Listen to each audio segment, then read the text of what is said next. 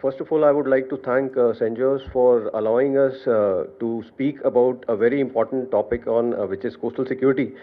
And after going to Indo-Pacific and the entire Indian Ocean, I'll restrict myself to the coast of India. A lot has been talked about merchant trade, traffic, but I'll restrict my talk on coastal security only. So,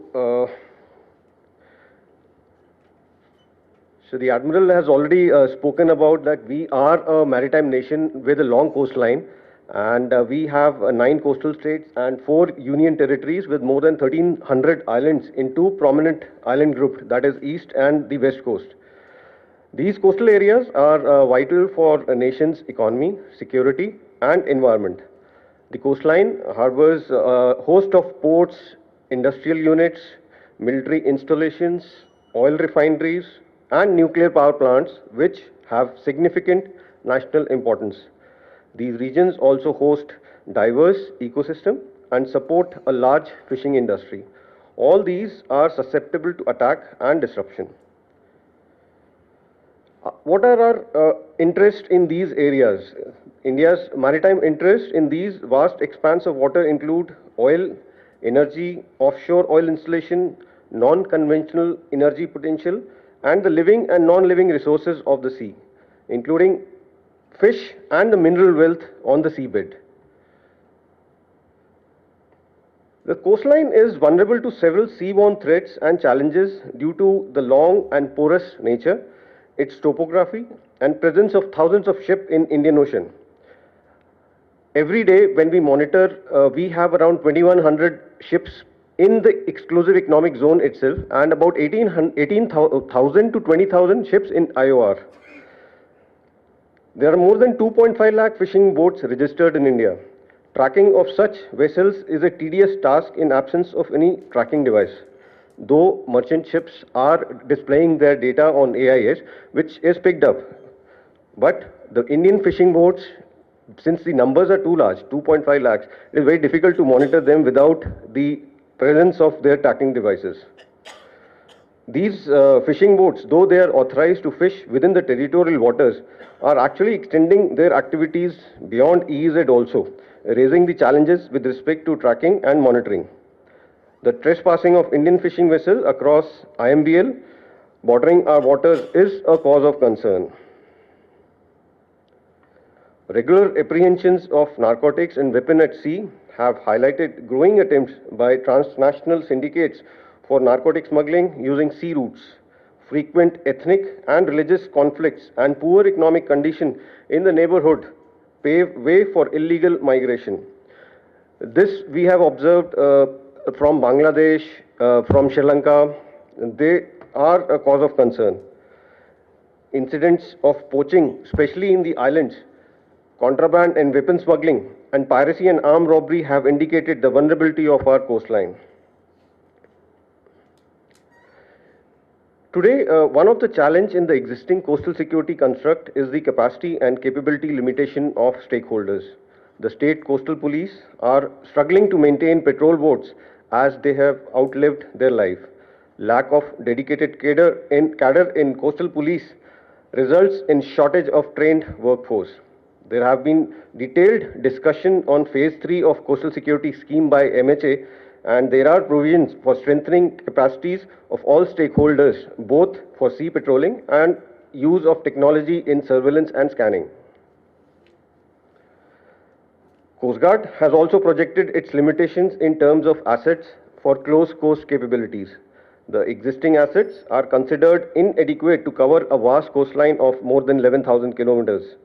Large number of Coast Guard assets are deployed in exclusive economic zone for mandate other than coastal security, such as search and rescue, law enforcement, environment protection. The gaps created due to capacity limitation are required to be filled with emerging technologies like using long-range UAVs, drones, and satellite imaging, which are now an inescapable requirement.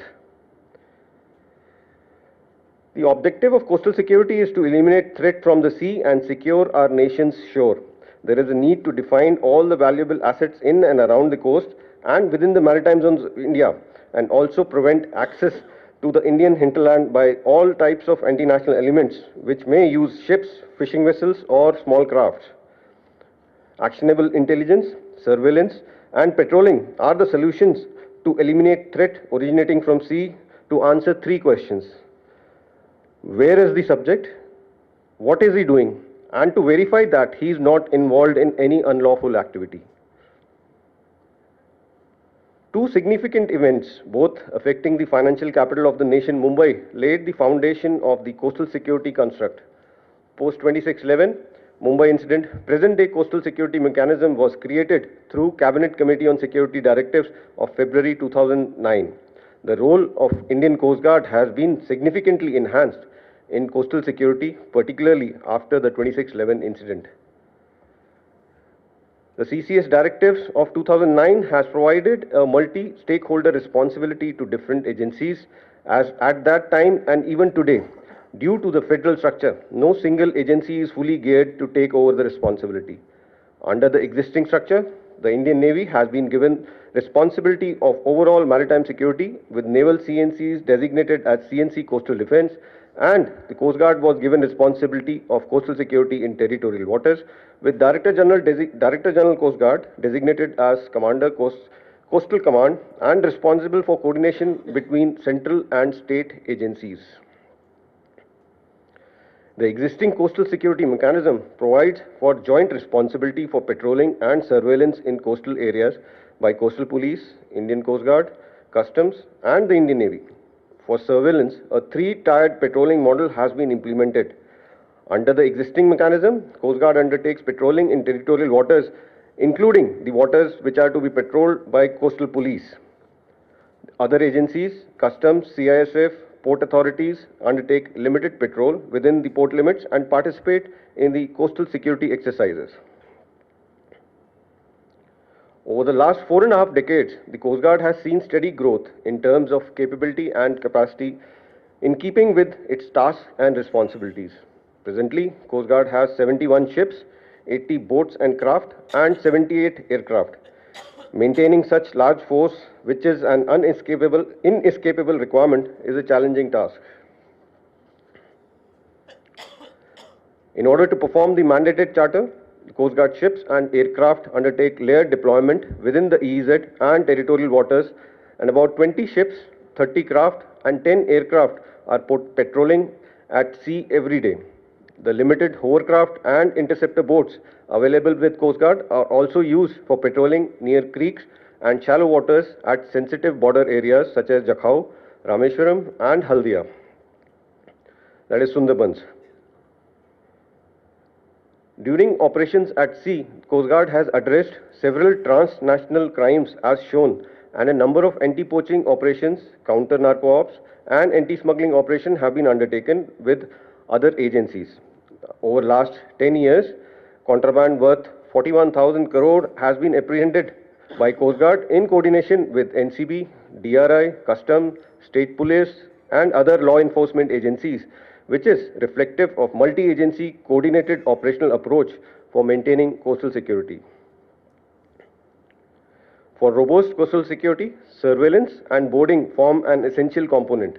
Boarding operations are undertaken by ships and boats on patrol to undertake scrutiny of vessel at sea for positive identification. Joint coastal patrol by Indian Coast Guard and coastal police has been instituted across all coastal states and union territories, wherein the coastal police personnel are embarked on board Coast Guard ships. As lead intelligence agency for coastal areas and sea borders, monthly LIA meetings are conducted by all Coast Guard units, and it provides a forum for close interaction and sharing of intelligence and information among agencies. Under hub and spoke model, Coastal Police Station coordinate with designated Coast Guard station for coastal security operations and patrolling related tasks.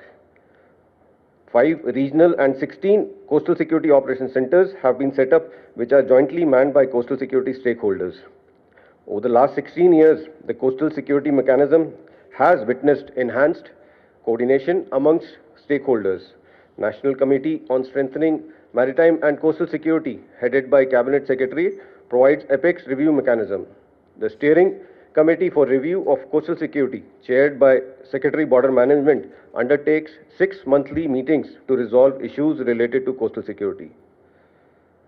As per the discussions in the NCS-MCS, standard operating procedures were promulgated for coastal states for developing seamless coordination amongst participating agencies at field and apex level. The state-specific SOPs are formulated in 2 parts. The first part is what is the functional responsibility of each agency, the communication plans, resources available, and the second part consists of contact details of different agencies, resources available for deployment, list of VAs and VPs, fishing villages, and fish landing points. To ensure high degree of preparedness for responding to an immediate threat and to streamline the response to a larger threat perception, Coastal Security Exercise Sagar Kavach is conducted biannually for each coastal state to validate the promulgated SOPs. Coastal security exercises have resulted in significant improvement in coordination and response among stakeholders. Based on intelligence input, threat alerts in coastal areas, and significant occasion, coastal security operations are also conducted. In order to achieve detection of surface craft in close coast area, 24/7 electronic surveillance along Indian coast is undertaken through radar stations. 46 remote radar stations were established under phase 1 and are operational. Additional 38 radar stations, 4 mobile surveillance systems are being established for providing near gap-free surveillance in CSN phase 2. Thank you for reminding. Further, all Coast Guard units undertake monthly community interaction programs in order to integrate fisher folk with the coastal security architecture. The Coast Guard also undertakes special unannounced Operation Sajag every month in all coastal states with extensive deployment of Coast Guard ships for random scrutiny of documents of fishing boats. Finally, ladies and gentlemen, by the very nature of this maritime environment, it is difficult to achieve foolproof security. Any coastline is bound to be vulnerable to attack by non-state actors. However, though the sea is open to every seafarer, traversing through sea takes immense training and is not an easy task. The multi-stakeholder nature of the construct, paired with the Coast Guard broad mandate, especially along the seaward vector, ensures that while gap remains, the system is continuously evolving to close them. The current architecture provides a solid, adaptable foundation, moving ever closer to gap-free coastal security environment. Thank you.